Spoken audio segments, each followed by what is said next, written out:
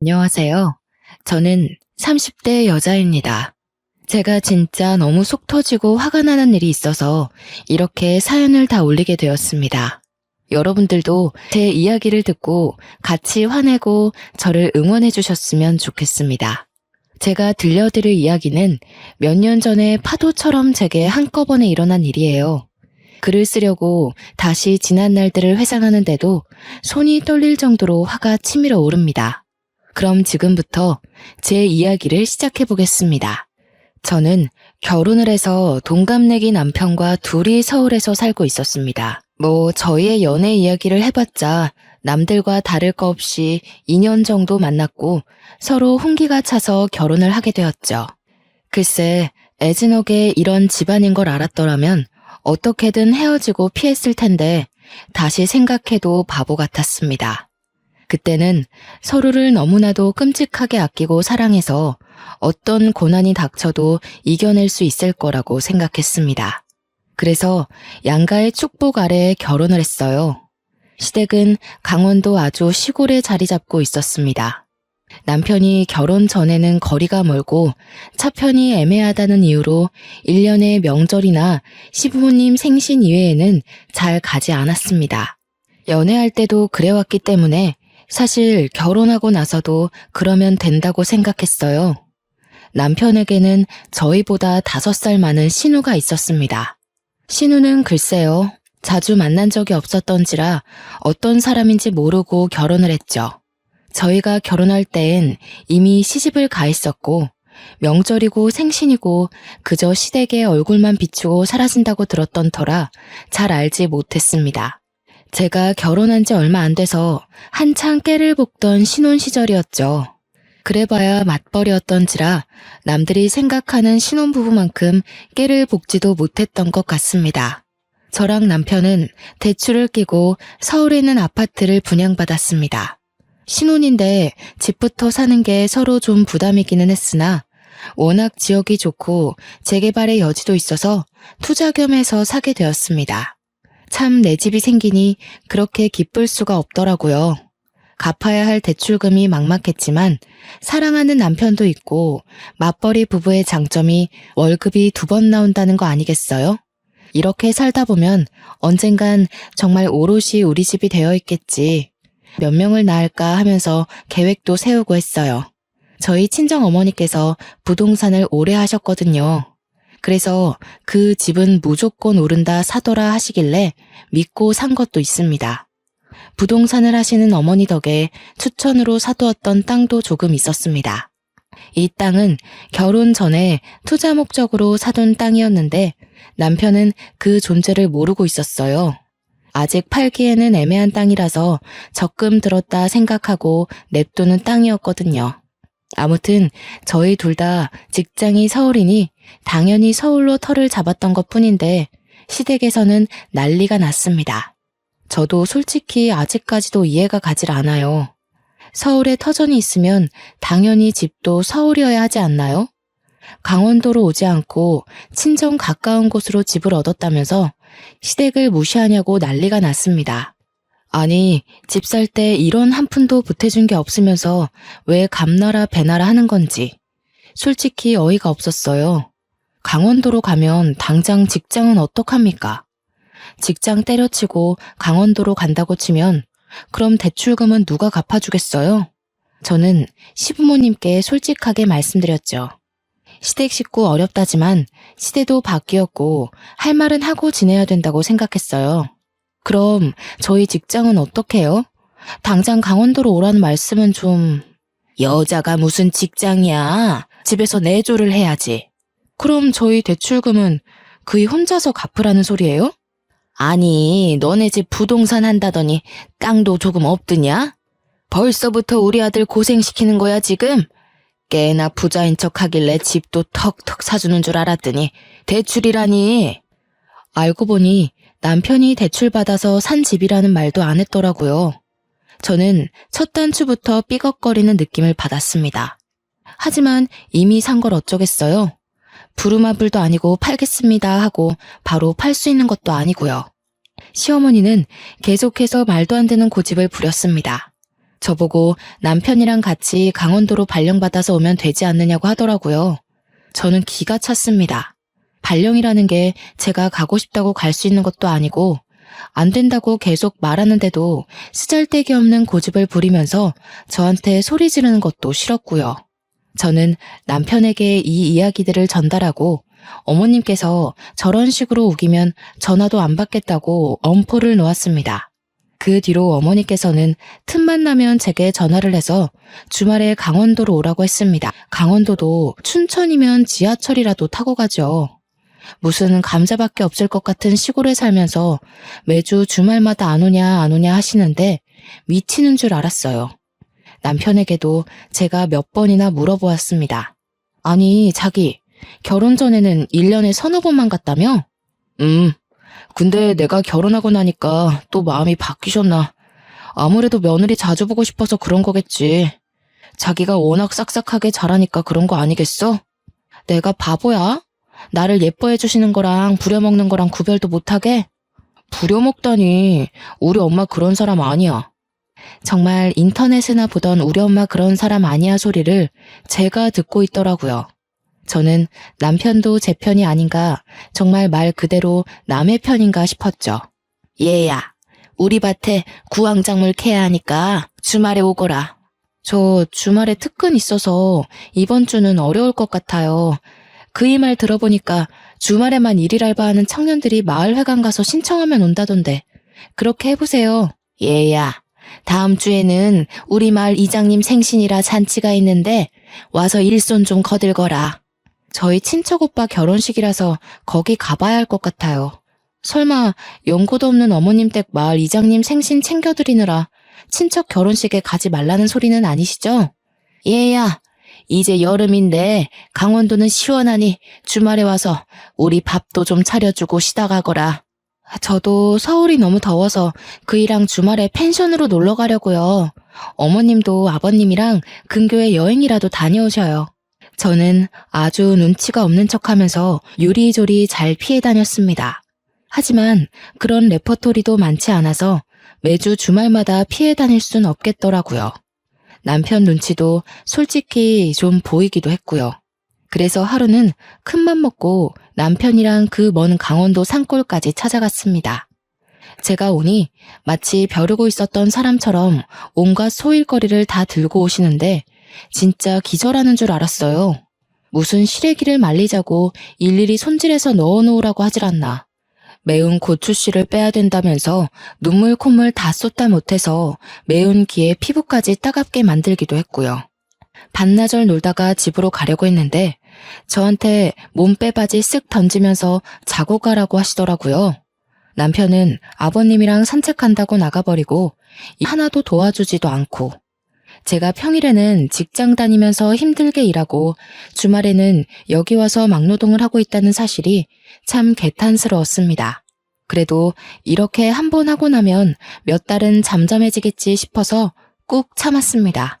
몸빼바지를 입은 저를 보고 한바탕 크게 웃은 남편에게 조용히 눈으로 욕을 했더니 입 다물더라고요. 설마 자고 가려는 생각인가 싶었는데 남편도 편한 옷으로 갈아입더니 저녁은 언제 먹냐고. 진짜 저 주둥이를 꼬매버리고 싶다는 생각만 가득했습니다. 그래도 일이 이렇게 된 거 성심성의껏 밥상이나 차려보자 싶어서 시골 된장 구수하게 된장찌개 끓이고 각종 나물들로 무침도 하고 선물로 사간 고기도 양껏 구웠습니다. 남편과 아버님은 맛있다고 엄지척 올리시면서 식사 잘하는데 어머님만 깨작깨작 하시더라고요. 어머님, 입맛에 안 맞으세요? 아니, 된장을 얼마나 풀어넣은 거냐?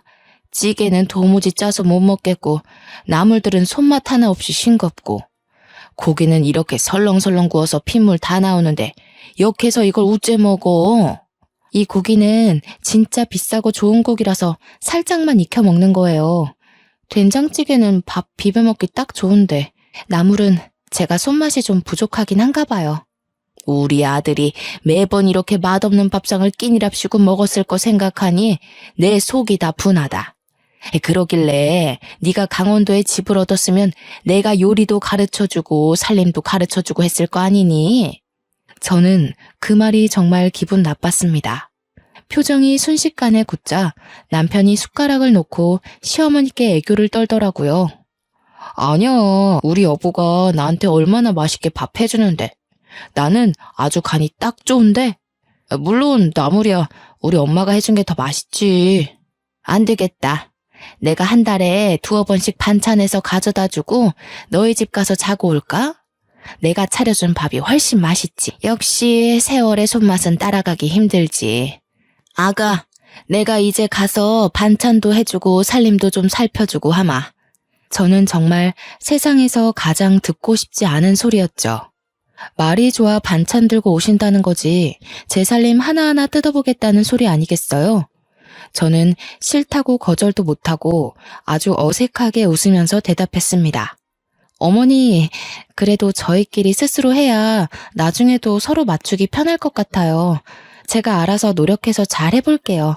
너무 걱정 마시고 어머님은 아버님이랑 즐겁게 주말 보내셔요. 완곡한 거절이었지만 시어머니는 포기하지 않은 듯 궁시렁거렸습니다. 남편도 이때다 싶어서 주말에 우리 데이트도 해야 되고 하면서 어물쩍 넘겼죠. 참 눈치 없는 남편이었지만 이때만큼은 칭찬해주고 싶었습니다. 그렇게 어영부영 주말이 지나가고 서울로 다시 돌아와 저는 남편에게 앞으로 시댁 안 간다고 자꾸 이런 식이면 명절에도 안 가겠다고 해버렸어요. 저희 친정 부모님은 사위 어색하고 불편할까 전화도 잘 안 하시는 분들인데 먼저 찾아가 본 적도 전화 드린 적도 없으면서 저만 일방적으로 효도해야 되는 게 어이가 없잖아요. 남편도 제가 성질내면 무섭다는 걸 알아서인지 더 이상 요구하지 않더라고요. 그렇게 어머님의 오라고 말하는 전화도 무시하고 일만 열심히 하며 살다가 명절 시즌이 다가왔습니다. 허리에 붙일 파스까지 단단하게 챙기고 강원도로 내려갔어요. 반나절 허리도 못 펴고 제사상에 올릴 반찬에 전에 과일 깎고 방앗간까지 다 다녀오고 나니 밤이더라고요. 제사상 차려서 절하는데 집으로 누가 쾅쾅거리면서 들어오는 거 아니겠어요? 저는 조상님이 살아 돌아오신 줄 알고 까무러칠 뻔했습니다. 근데 그건 신우이였어요. 뭐야, 제사 지내는 중이었어? 배고팠는데 잘 됐다. 절 다 했으면 나 이거 먹어도 되지? 멍 때리고 있는 가족들을 보면서 인사도 없이 먹겠다 하고는 제사상에 올린 음식들을 손으로 막 집어먹더라고요. 정신을 차린 시어머니께서 신우의 등짝을 한 대 때리셨죠. 하지만 신우는 왜 때리느냐고 콱 쏘아붙이더니 계속해서 제사상에 있는 음식들을 퍼먹었어요. 어느 정도 배가 불렀다며 배를 팡팡 때리면서 나왔어 하고 그제서야 인사를 하더라고요. 처음 봤을 때보다 살도 더 찐 건지 목이 사라지고 없더라고요. 더 시댁에 가지 않고 왜 친정에 먼저 왔니? 윤서방은? 윤서방 그 자식 말도 꺼내지 마. 내가 진짜 더럽고 치사해서는.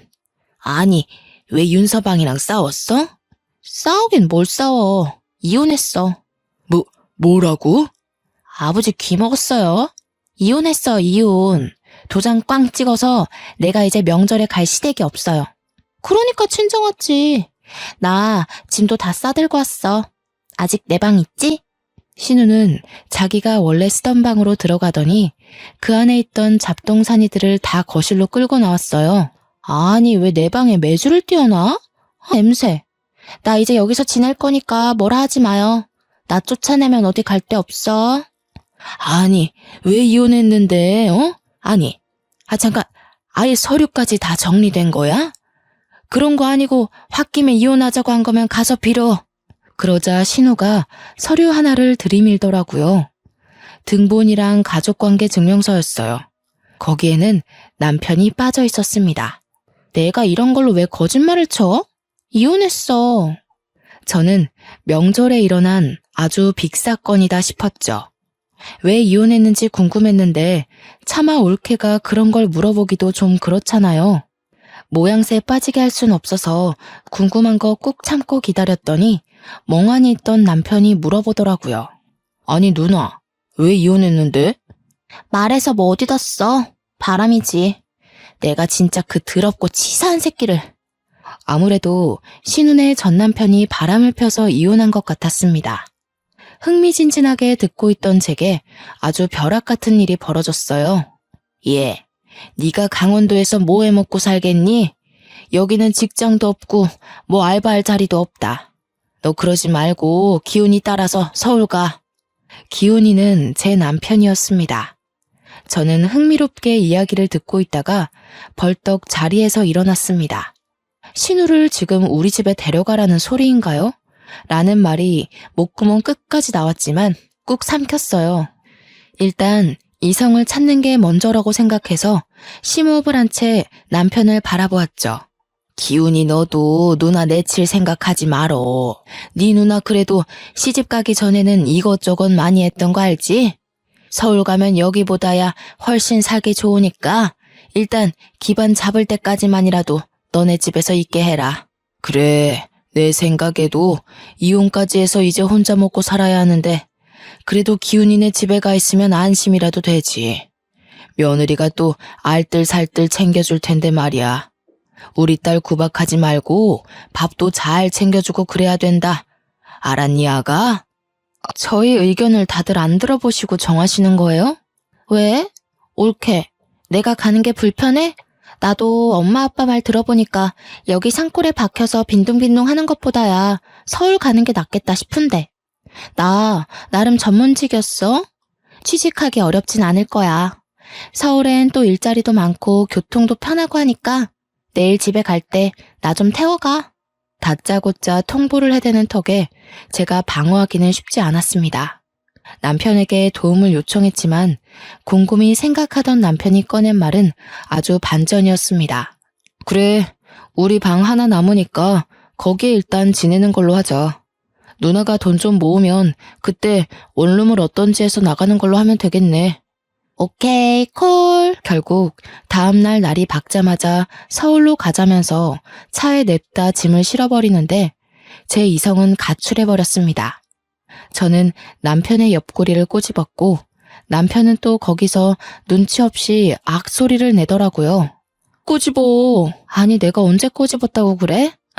시부모님께서 저를 빤히 보고 계셨기 때문에 일단 발뺌을 했죠. 신우는 제 눈치가 어떤지 빤히 아는 것 같았음에도 불구하고 모른 척 차에 타더라고요. 갈 때 휴게소 들릴 거지? 나 호두과자랑 알감자 사 먹게. 저희는 그렇게 휴게소까지 알차게 들러서 서울에 왔습니다. 냅다 방 하나를 차지하더니 잘 테니까 밥 차리면 부르라고 하더라고요. 저는 제가 무슨 몸종이라도 된 줄 알았습니다. 우라통이 터지는 거 뭐 어쩌겠습니까? 머리채 잡고 싸울 것도 아니고 그것도 시댁 식구인데 내쫓을 수도 없어서 참았어요. 그래도 6개월 안에는 나가겠지 싶어서 지옥 같은 생활 조금만 버티자는 마음으로 참았죠. 명절이 끝나고 저도 직장인이니까 출근을 해야 하잖아요. 아침에 간단하게 토스트 해먹고 출근해서 열심히 일하고 퇴근하고 집에 왔는데 집안이 개판인 겁니다. 진짜 빨래가 수두룩하게 쌓여있고 점심 먹은 설거지도 하나도 안 해놨더라고요. 남편이랑 구워 먹으려고 사다 놨던 소고기도 야무지게 먹었는지 빈 꽉만 쓰레기통에 담겨 있는데 너무 화가 났습니다. 언니, 아무리 그래도 드신 건 정리를 하셨어야죠. 내가 오늘 좀 바빴어. 거기 빨래 보이지? 내가 며칠 동안 가방에 넣어놨더니 냄새 나더라. 그것 좀 빨아놔. 내일 입을 옷이 없어. 신우는 그 한마디 띡 던지고는 방에 들어가더라고요. 저는 빨래통 앞에서 한참을 서성이다가 신우 방문을 벌컥 열었습니다. 글쎄, 제가 회사 일을 다 마치지 못하고 집에 오면 사용하는 업무용 노트북으로 고스톱을 치고 있지 않겠어요? 어머, 그게 제 노트북이에요. 일할 때 쓰는. 그냥 방에 굴러다니던데. 내가 좀 쓸게. 내가 컴퓨터를 못 챙겨왔어. 거기에 업무 자료도 있어서 안 돼요. 이리 주세요. 자료? 아, 무슨 폴더에 서류 이렇게 써있던 거? 내가 게임 깔아야 되는데 용량이 없어서 그거 지워버렸는데. 저는 정신이 가출해버렸습니다. 그 안에는 연간 계획이며 재무제표도 들어있었고 회사 업무와 관련된 중요한 서류들도 백업되어 있었거든요. 저는 신우가 지워버렸다는 말에 놀라서 신우를 밀치고 노트북을 살폈어요.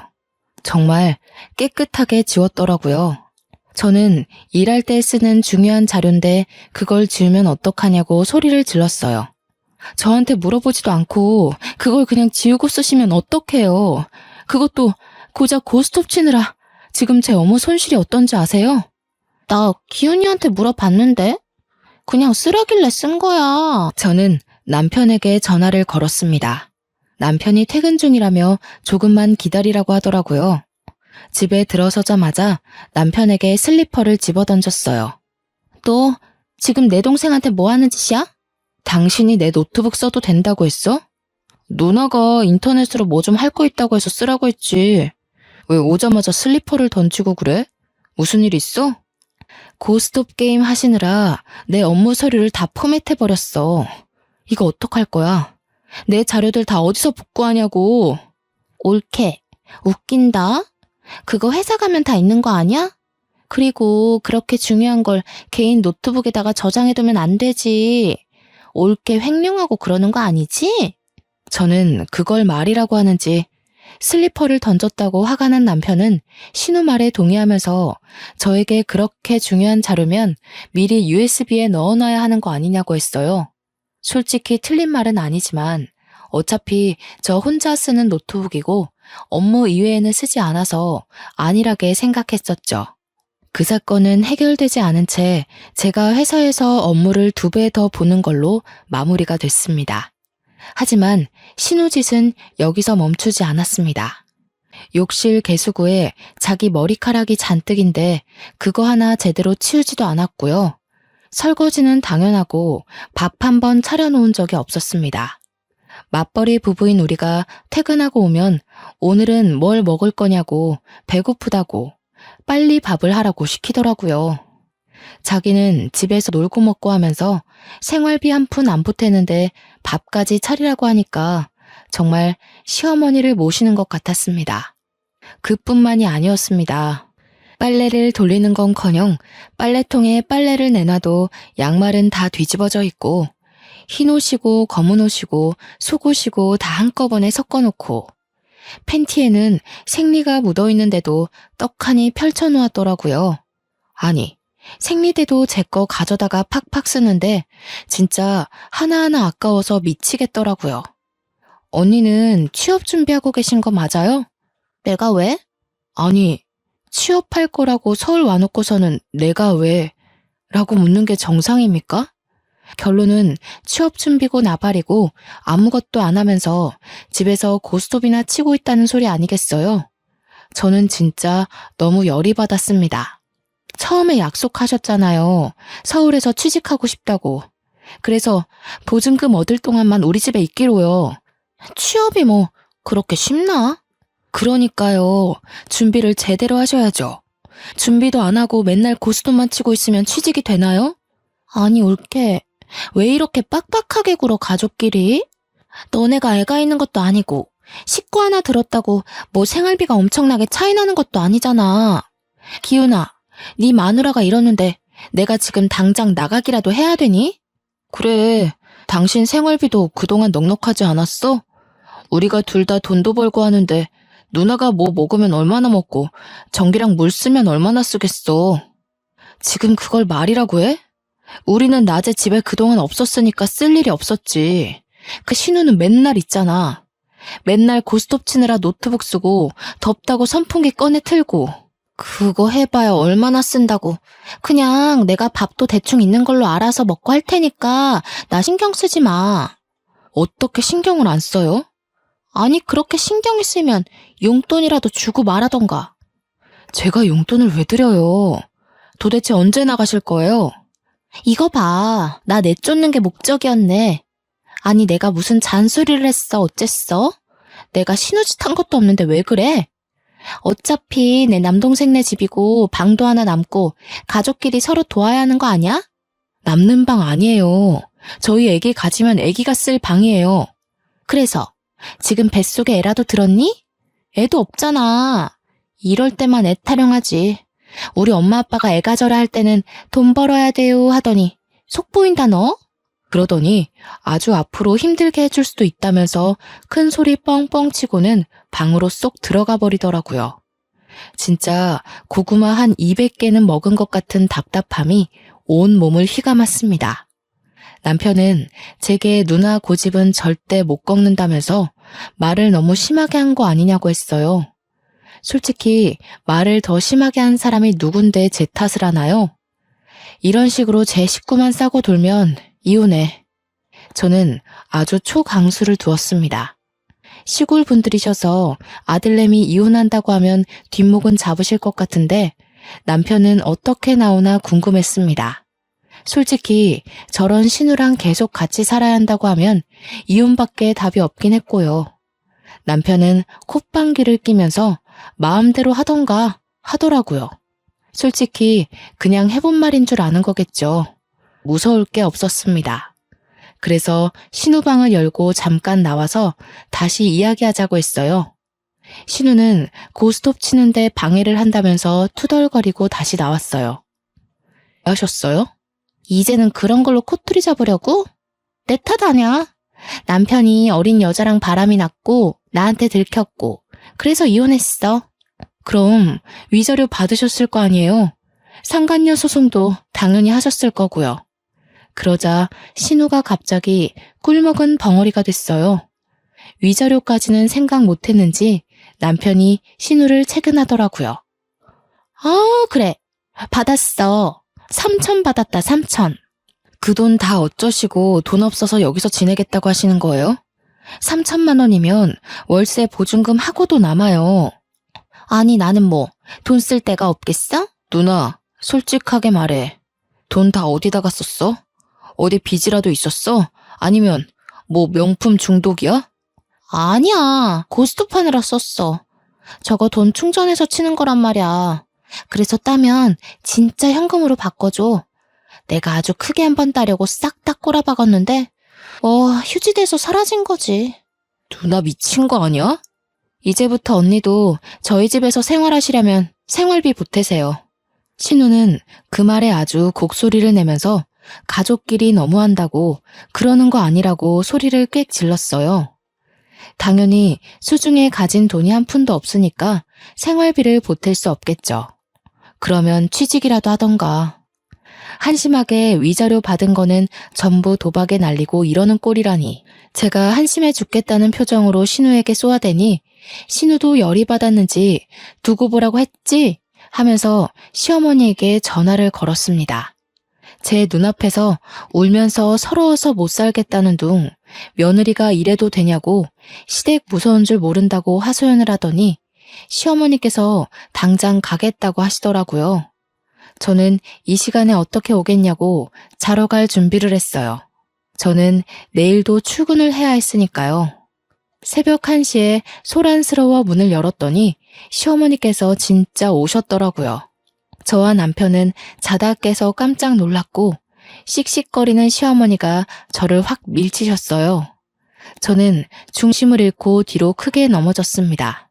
신우는 안 자고 있었는지 거실에 나와 낄낄거리고 있더라고요. 저는 수치심과 더불어 억울한 마음에 시어머니께 뭐 하는 짓이냐고 소리를 질렀습니다. 시댁 무서운 줄도 모르고 이것이 우리 기정이한테 무슨 짓이야? 뭐? 생활비를 보태라고 해? 너네 서울에서 직장 생활한다고 강원도도 안 내려오면서 무슨 우리의 돈까지 받아쳐먹으려고? 저는 무슨 죄가 있어서 신우를 모시고 살아야 돼요? 설거지도 안 해, 빨래도 안 해. 자기가 씻고 나온 머리카락 정리 한 번을 안 하는데 저는 무슨 몸종이에요? 뒤치다꺼리만 해주게. 생활비 내라는 게 왜요? 놀고 먹으니까 못 내는 거지.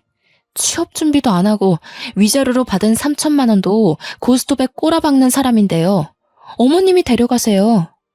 제가 사실만 말하자 시어머니는 할 말이 없는지 갑자기 주저앉아서 엉엉 우시기 시작했어요. 신우와 남편도 그런 시어머니 옆에 찰싹 붙어서 편을 들더라고요. 너 어른한테 싸가지 없이 그게 무슨 말버릇이야? 그것도 남도 아닌 우리 엄마한테. 너 이런 식으로 나오면 너도 이혼남 될 줄 알아. 이혼이라는 말에 시어머니께서 욕을 한 사발이 뱉으면서 제 머리채를 잡으셨습니다. 저는 머리카락이 쥐어뜯기는 와중에 저희 친정 부모님께 전화를 걸었어요. 살려주세요 하면서 전화를 걸자 새벽 2시가 다 되어가는 시간인데도 무슨 일이냐며 한달음에 신혼집으로 달려오셨습니다. 저는 머리가 산발이 되어 있고 시어머니와 신우도 씩씩거리고 있고 남편은 일 크게 만든다며 저를 나무라더라고요.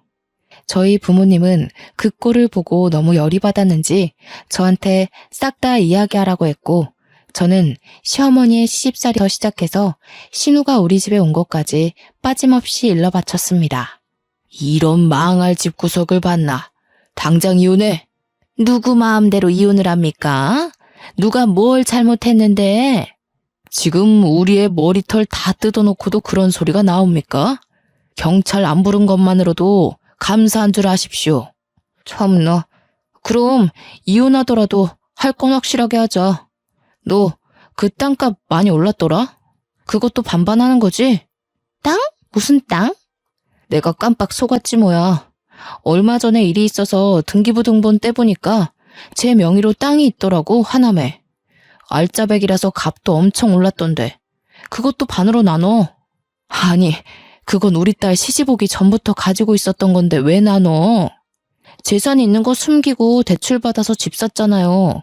그 땅만 팔았어도 대출금 안 갚아도 되는 건데 속인 게 맞으니 내놔야죠. 그거 팔아서 내 피부 관리샵 내면 되겠네. 그러면 이혼도 안 해도 되는 거 아니야? 나는 샵 운영하면서 수익금 나면 생활비 내면서 여기서 살고 나 취직도 하는 거고 다 좋은 거 아니야? 언니 머리에 똥만 가득 찼어요? 내가 그걸 팔아서 왜 언니 가게를 내줘요? 우리 집 대출금도 갚고 있는 마당에. 요망한 기집애. 재산이 있으면서도 그게 아까워서 숨기고 우리 아들 뼈 빠지게 일한 돈으로 대출금을 갚으라고 시켜? 아들만 대출금 갚았나요? 저도 같이 갚고 있거든요. 이 집 공동명의예요. 아주 개판으로 싸움이 나자 저희 어머니께서 저를 말렸습니다. 어차피 결혼 전에 받은 재산이기 때문에 나누지 않아도 된다고 정 그러면 변호사라도 선임하겠다고 했어요. 시골 분들이니 변호사 이야기 나오자 시어머니께서 입을 꾹 다무시더라고요. 저는 남편에게 친정에 가 있을 테니 이혼 서류 준비하라고 했습니다. 말했다시피 집은 공동명의니까 이혼해도 딱 반으로 나눠. 팔아서 대출금 갚고 남은 돈 반으로 가르자고. 알겠어? 저는 친정 부모님과 함께 짐을 싸서 친정으로 피신했고요. 다음날 정신이 들었는지 미안하다고 잠이 덜 깨서 상황 파악을 못한 것 같다고 비는 남편에게 소용없다고 했습니다.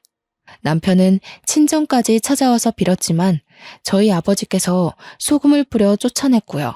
합의 이혼 안 해준다는 말에 결국 변호사를 선임했고 조정기간 동안 협의가 잘 돼서 아파트는 제가 말했던 대로 처분하기로 했습니다. 맘 같아서는 위자료까지 받아내고 싶었지만 그러면 소송기간이 길어질 수 있다는 변호사의 말에 포기했습니다. 저는 법원을 나와 저를 붙잡으려던 남편을 뿌리치고 똑똑히 들으라며 말했어요. 너랑 살았던 그 3년 남짓한 시간이 아주 지옥이었어. 너네 누나한테도 가서 전해. 그깟 인터넷 고스톱에 3천만 원을 쓸 정도 도박 중독이라고. 그거 꼭 치료받으라고. 알겠어? 저는 저를 기다리고 있는 아버지의 차에 올라탔고 이혼 절차가 마무리되자마자 핸드폰 번호도 바꾸어 버렸습니다. 남편 번호도 차단해버렸고요. 시댁과 관련된 모든 번호를 차단했습니다. 솔직히 회사까지 찾아오진 않을까 한동안 겁먹고 조용히 지냈는데 그런 몰상식한 짓까지는 하지 않더라고요. 저는 친정에 돌아와 직장 생활을 열심히 하면서 전 남편에 대한 기억을 지우려고 애썼습니다. 그래도 연애하는 기간 동안 신혼생활 하는 동안 참 좋았었는데 역시 고부간의 갈등은 이겨낼 수 없는 게 정답이더라고요. 아예 소식을 끊고 지내다가 우연히 제가 지역 맘카페 공고에 참여를 하게 되어서 오랜만에 카페 글들을 보고 있었습니다. 근데 그곳에서 아주 낯이 익은 이름을 발견했습니다. 바로 신우의 이름 권기정이었어요. 건기정 피부관리샵을 고발합니다. 라는 글이 있어서 홀린 듯이 들어가 보니 정말 신우가 피부관리샵을 냈었더라고요. 무슨 돈이 있어서 피부관리샵을 냈는지는 모르겠지만 아마도 아파트를 판 돈이 아니었을까 싶습니다. 그 아파트 급 처분하고 대출금까지 갚고 나누느라 사실 얼마 되지 않은 돈이었지만 그래도 2억 정도는 수중에 들어왔었거든요. 그 돈으로 신우가 원하던 피부관리샵을 차려줬나 봅니다. 하지만 글 내용은 썩 좋지 못했어요. 피부갈품 소독도 제대로 안 하고 관리가 되지 않아 녹이 쓴 기구도 있었다. 화장품도 에스테틱에서 사용하는 고가의 제품이 아닌 어디 시장통에서 팔 법한 싸구려 크림으로 관리하더라. 그러면서 돈은 비싸게 받았다. 관리를 하러 가서 오히려 피부염에 걸렸고 결국 보건소에 신고까지 해서 지금은 영업 정지 상태다. 라는 글이었습니다. 영업 정지를 한 달 처분받았기 때문에 한 달 뒤에 다시 오픈하면 그 가게는 절대 가지 말라고 써 있더라고요. 지역 맘카페가 얼마나 활성화되어 있는지 아시죠? 그 밑에 댓글들이 수십 개가 달렸는데 가관이었습니다. 저도 그 샵 다니고 나서 피부에 트러블이 엄청 생겼어요. 거기 피부관리샵 사장이 싸가지 없는 걸로 엄청 유명해요. 거기 피부관리샵에서 피부 완전 망가지고 저 그래서 소송하려는데 참여하실 분? 소송 관련 댓글에는 밑으로 쭈루룩 같이 참여하고 싶다고 소송 걸자고 난리도 아니더라고요. 말해 뭐 하겠어요. 결국 샵이 망했다고 하더라고요. 그것도 그 샵을 차리느라 쏘 돈도 날리고 빚만 잔뜩 얻어서요. 저는 인과응보라고 생각하고 아주 속이 시원했습니다. 한 일주일쯤 지났나? 저희 회사 앞에 전 남편이 절 기다리고 있더라고요. 몇 개월 만에 보는 전 남편은 아주 바싹 말라서 거지 같은 꼴을 하고 저를 보고는 황급히 달려오더라고요. 아버지께 호출을 해야 하나 고민하고 있었는데 바싹 마른 꼴이 또 불쌍하게 느껴져서 이야기만 잠깐 하자는 말에 근처 커피숍을 갔어요. 내가 아주 생각을 잘못한 것 같아. 너와 함께 살았던 아파트도 날리고 모든 걸 다 처분하고 보니 너의 소중함이 느껴지더라. 우리 다시 합치면 안 되겠니? 있을 때 잘했어야지. 이제 와서 무슨 소용이야? 죽어도 너랑 합칠 마음 없고 너 도와줄 마음도 없어. 너 지금 신우가 피부관리샵 했다가 망해서 돈도 잃고 빚만 생겨서 이러는 거 아니야? 제가 한 말에 아주 전곡이라도 찔렸는지 뜨끔하더라고요. 너 그걸 어떻게 알아? 혹시 지역 맘카페며 보건소며 신고한 게 너야? 이건 또 무슨 애먼 사람 잡는 소리야. 나도 며칠 전에 맘카페에서 글 본 거야. 내가 너나가 샵을 차렸는지 망해버렸는지 사실 알게 뭐니? 너 정말 지독하다. 그래도 우리가 같이 살았던 정이 있고 한때는 가족이었는데 어떻게 말을 그렇게 할 수 있어? 너 하는 꼬라지 보니까 딱 봐도 내 하남 땅 팔아서 도와달라고 찾아온 건가 본데 절대로 너 도와줄 맘 없고 너랑 이렇게 얼굴 보고 있는 것도 거북해. 다신 나 안 찾아왔으면 좋겠어.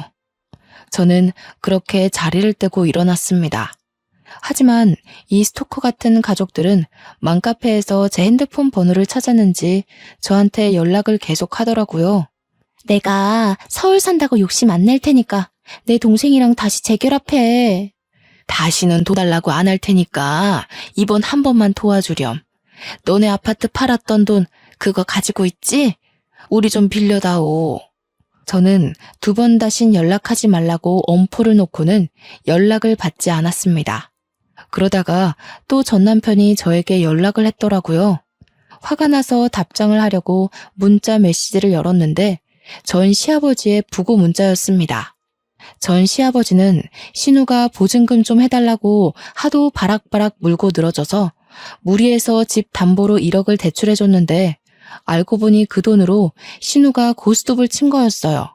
돈 다 날리고 찜질방 전전긍긍하면서 지내다가 못 버티고는 시댁으로 돌아갔는데 그 사실을 알게 된 시아버지가 혈압이 올라 그 자리에서 쓰러졌답니다. 평소에 심장 혈관 쪽에 문제가 있었던 터라 혈관이 떡하니 막혀버렸고 시골 동네라 응급시술을 할 수 있는 병원이 없었대요. 구급차를 타고 큰 병원으로 이송되는 과정에서 사망하게 되었다고 하더라고요. 저는 저에게 구구절절 설명해주면서 장례 날짜와 발인 날짜를 보내는 남편도 참 이해가 안 갔습니다. 신우 도박 좀 고치라고 했더니 결국 도박으로 이렇게 가족을 나락으로 보내버리네요. 저는 솔직히 시부에게도 좋은 감정이 전혀 없었기 때문에 그의 죽음이 슬프거나 비통하지도 않았습니다. 구구절절 사연을 보낸 것도 결국 부조금 많이 내라, 돈 좀 달라 이런 뜻 아니겠습니까? 그래서 문자에 적힌 계좌로 부조금이라고 딱 10,000원 송금했어요. 제가 10,000원 보낸 걸 봤는지 전 남편이 계속해서 저한테 전화를 걸고 문자로 너무한 거 아니냐고 전화 받으라고 난리쳤지만 깔끔하게 무시해줬습니다. 다음 날이 주말이라 맥주 한 캔 딱 마시고 속 시원하게 잠이 들었죠. 얼마나 꿀같이 잠을 잤는지 꿈도 안 꾸고 잤습니다. 솔직히 시부가 저주하러 꿈에 나타날까봐 무서웠거든요. 다음 날 날이 밝자마자 현관이 소란스러워 나가니 어머니께서 씩씩거리시더라고요. 손에 바가지 하나 들고서요. 무슨 일이냐 여쭈어 보니 전 시어머니께서 찾아오셨다더라고요. 어떻게 있는 사람이 더하냐면서 부조금 10,000원 낼 수가 있느냐고 돈 내놓으라고 뻔뻔하게 굴었다고 하더라고요. 그 말에 열이 받은 어머니께서 무려 바가지에 변기물을 담아 확 쏟아부었다고 하더라고요. 변기물을 확 부어버리고는 자식 잘못 키운 죄는 부모가 받는 거라고, 내가 한 번만 더 찾아오면 경찰에 신고한다고 아주 엄포를 놨다 하시고는 걸레로 현관을 청소하시더군요. 그 뒤로 정말 뭐가 무서운 건지 저한테 연락 한 통 없었습니다. 후에 들리는 소문에는 신우의 망나니 짓이 소문이 나서 남편이 이혼당한 거라고 회사의 얼굴을 들고 다닐 수 없을 정도라네요.